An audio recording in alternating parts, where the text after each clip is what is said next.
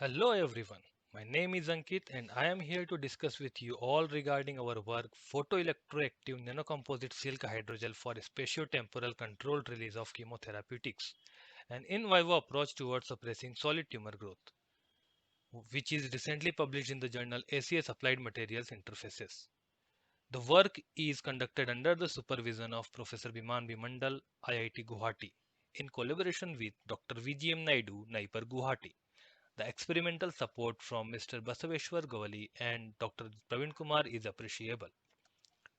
As you all aware, chemotherapy is the method to treat cancer in which the chemo drug is usually delivered through the veins.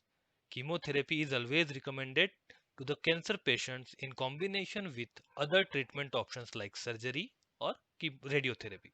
However, the direct administration of chemo drugs into the vein distributes it all over the body, which brings numerous systemic side effects, including hair loss, fertility issues, low blood count, loss of appetite, fatigue, etc. to the cancer patients.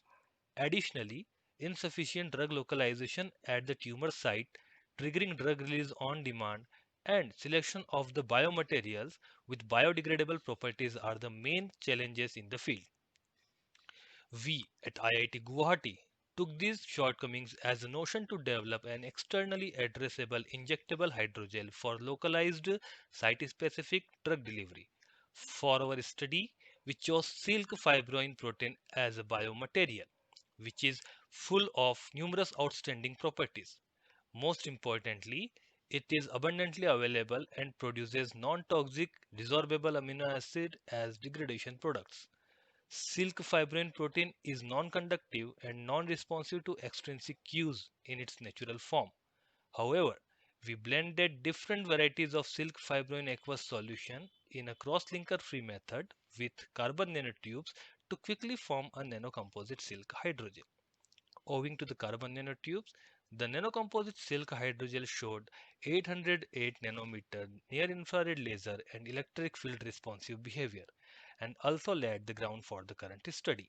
The hydrogel efficiently transforms light energy to heat energy for photothermal therapy.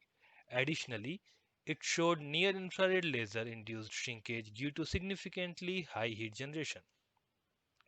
The hydrogel was injected near to the tumor through a syringe, and drug release was then stimulated at local site non-invasively by applying near-infrared laser and electric field. We recorded significant tumor suppression in the animals who were treated with our formulation. Photothermal and electrical stimulation release chemotherapeutics from hydrogel for apoptosis induction in tumor cells. Further, due to the local implantation, the tumor regression was achieved at a shallow dose of doxorubicin injected twice during the 21 days study. The high therapeutic index of doxorubicin was obtained because it has contained around the tumor for the toxic effects. Moreover, we did not observe any doxorubicin associated cardiotoxicity or any other healthy tissue toxicity in the animals.